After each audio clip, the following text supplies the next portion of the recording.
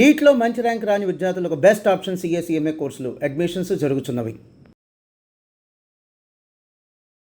నమస్కారం, మీరు చూస్తుంది సుమన్ టీవీ. నేను మీ కీర్తి. నాతో పాటు ప్రముఖ ఆస్ట్రాలజర్ బ్రహ్మశ్రీ గోరుగుంట్ల సురేష్ బాబు గారు ఉన్నారు. నమస్తే సురేష్ బాబు గారు. కీర్తి గారు నమస్కారం అండి. జూన్ నెలలో ధనుసు రాశి వారికి ఎలా ఉంటుందో ఇప్పుడు తెలుసుకుందామండి. ధనుసు రాశి కనుక మనం చూసుకుంటేనండి, ఈ రాశి వాళ్ళకి చాలా చేంజెస్ ఉన్నాయండి.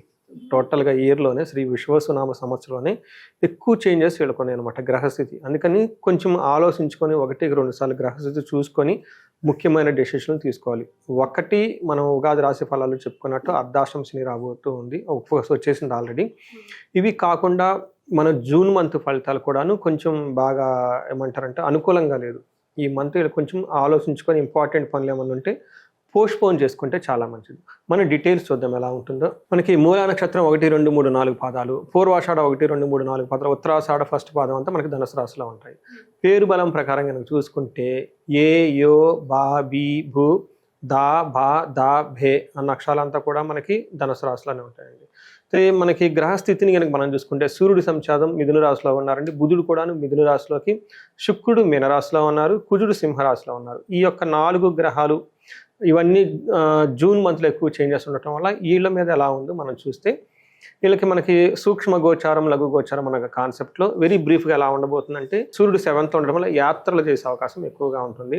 తర్వాత శారీరకంగా ఇబ్బందులు పడే అవకాశం ఎక్కువగా ఉంటుంది. కుజుని వల్ల విరోధము బిజినెస్లో కానివ్వండి, ట్రాన్సాక్షన్స్లో కానీ, లేకుంటే వచ్చేటప్పుడు పోయేటప్పుడు విషయాల్లో అత్తాలతోటి మేనమామలతోటి గొడవలు అయ్యే అవకాశం ఎక్కువగా ఉంటుంది. అంతేకాకుండా వీళ్ళకి శుక్రుడు అందులో ఉన్నారండి, పుత్రలబ్ధి చూపిస్తుంది. పుత్రుల ద్వారా ఎడ్యుకేషన్ అదంతా కొంచెం బాగుండే అవకాశం ఎక్కువగా ఉంది. బట్ ఓవరాల్గా కానీ మనం చూసుకుంటే ధనుసు రాశి వాళ్ళు కొంచెం జాగ్రత్తగా ఉండాల్సిన మంత్ అని మనం చెప్పుకోవాలి. ఏ విధంగా అంటే సూర్యుడు 7వ ఇంట్లో ఉండటం వల్ల ఏమవుతుందంటే, ఇది సామంత జన విద్వేష ధారాపీడ సుతామయ ఉత్సాహ భంగకారిణి గోచారస్తే సప్తమే రవు అని మనకి సంస్కృతంలో చెప్తారు. సామంత జన విద్వేష అంటే మనకి వీళ్ళ కింద పనిచేసే ఎంప్లాయీస్ కానివ్వండి, లేదంటే మెయిడ్స్ వీళ్ళంతా ఉంటారు కదండి, కారు డ్రైవర్లు కానివ్వండి, వీళ్ళంతా వీళ్ళ మీద ద్వేషిస్తూ ఉంటారంట. అదే బిజినెస్ పీపుల్ అనుకోండి, లేదంటే ఆఫీస్లో మిడ్ లెవెల్ మేనేజర్స్, ఎంప్లాయీస్ ఎవరైనా ఉన్నా కానీ వీళ్ళు మేనేజర్ అయితే వీళ్ళ కింద ఉండే వాళ్ళంతా కూడా వీళ్ళని ద్వేషిస్తూ ఉంటారంట. ధారాపీడ సుతామయం అంటే పిల్లల ద్వారా సంతానానికి ఇబ్బందులు కలిగి తద్వారా వీళ్ళు బాధపడే అవకాశం ఎక్కువగా ఉంటుంది. ఉత్సాహ భంగకరణి ఏదైనా కనుక పని చేస్తూ ఉంటే ఈ ఉత్సాహాన్ని ఎవరో ఒకళ్ళు చాపేస్తూ ఉంటారు అనమాట, అబ్స్ట్రాక్ట్స్ క్రియేట్ చేస్తూ ఉంటారు. అయితే 7వ ఇంట్లో ఉండటం వల్ల టైర్డ్నెస్, డిసీజ్ ఎక్కువగా వచ్చే అవకాశం ఎక్కువగా ఉంది.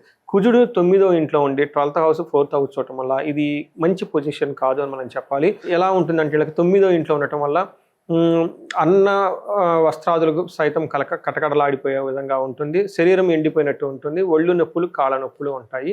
వృధా ప్రయాణాలు జరుగుతాయి. మనకేమిటంటే స్థాన నాశనం, విరోధం 9th హౌస్లో ఉండటం వల్ల జాబ్ రిలేటెడ్ దాంట్లో ప్రాబ్లమ్స్ క్రియేట్ చేసే అవకాశం ఎక్కువగా ఉంటుంది. ఖర్చు విపరీతంగా పెట్టేస్తారు, ఓవర్ ఎక్స్పెండిచర్ పెడుతూ ఉంటారు. తర్వాత వీళ్ళకి శత్రువుల ద్వారా భయం కూడా ఎక్కువగా ఉంటుంది. అంటే ఈ ప్రకారం మనం చూసుకుంటే సూర్యుడు కానీ కుజుడు కానీ మోస్ట్ ఇంపార్టెంట్ 2 ప్లానెట్స్ వీళ్ళకి ప్రతికూలంగా ఉన్నారు, సరిగ్గా సపోర్ట్ ఇవ్వట్లేదు మనం చెప్పుకోవాలి. అయితే శుక్రుడు 5వ ఇంట్లో ఉండటం వల్ల ఇది కొంచెం వీళ్ళకి బెనిఫిట్ చేసుకొస్తూ ఉన్నారనమాట. శుక్రుడు 5వ ఇంట్లో ఏమవుతుందంటే దాసీ వృత్య జనలాభ నిత్యం మృష్టాన్న భోజనం ధనధాన్య అభీష్టార్థ పంచమస్తేద్ భవేత్ భృగు అని మనకు చెప్తూ ఉంటారు అనమాట. అంటే ఇక్కడ ఇందాక మన సూర్యుడు ఏం చెప్పాము, ఎంప్లాయీస్ వాళ్ళంతా సపోర్ట్ ఇవ్వరని చెప్పారు, కానీ శుక్రుడు ఉండటం వల్ల వాళ్ళ లాభం ఉంటుంది అని 2 చూపిస్తూ ఉంటుంది. అందుకని కొంచెం ఆలోచించుకొని జాగ్రత్తగా ప్లాన్గా చేసుకోవాలి. తర్వాత ఏమంటారు, నిత్య మృష్టాన్న భోజనం, మంచి భోజనం చేస్తుంటే ధనధాన్య అభీష్టార్థ వీళ్ళు కనుక ఏదైనా కనుక ఈ టైంలో కావాలనుకుంటే ఇష్టార్థ లాభము, ఏదైనా మంచి పని చేస్తే తనకి రిజల్ట్ అంత అనుకూలంగా ఉంటుంది, సుఖంగా ఉంటుంది. అయితే వీళ్ళకి 11th హౌస్లో దృష్టి ఉండటం వల్ల శుక్రుడు కళల ద్వారా, మ్యూజిక్ ద్వారా, తర్వాత లేడీస్ ద్వారా, లేదంటే జెంట్స్ ద్వారా వీటికి సంబంధించిన మూవీస్, యాక్టింగ్, ఫిలిమ్స్, కళాకారుల రంగంలో ఉన్న వాళ్ళకి చాలా బాగా ఉపయోగపడుతుంది. లేదంటే వాళ్ళ ద్వారా కూడా ఆ ఫీల్డ్లో ఉన్న వాళ్ళకి బాగా కలిసి వస్తుందని చెప్పుకోవాలన్నమాట. ఓకే, సో నక్షత్రాల ప్రకారం వీళ్ళకి ఎలా ఉంటుందండి? నక్షత్రం మూల, పూర్వాషాఢ, ఉత్తరాషాఢ నక్షత్రాలు ఇందులో ఉంటాయండి. ఇందులో ఫస్ట్ మనకి పాజిటివ్గా కనుక చూసుకుంటే ధనప్రాప్తి, రాజ్యలాభము మనకి 2 పాజిటివ్గా ఉన్నాయండి. వీళ్ళకి నెగిటివ్ సైడ్లో ఎక్కువగా ఉన్నాయంటే దరిద్రము, భయము, రోగము, అతి భయము చూపిస్తుంది. ఓకే. తర్వాత పూర్వాషాఢ నక్షత్రం వాళ్ళకి ధనలాభం ఉంది, లాభము ఉంది, రాజ్యలాభము ఉంది. అన్ఫేవరబుల్గా ఏమేమి ఉన్నాయంటే దరిద్రము, తర్వాత భయము, అతిగా భయపడే అవకాశం ఎక్కువగా ఉంటుంది.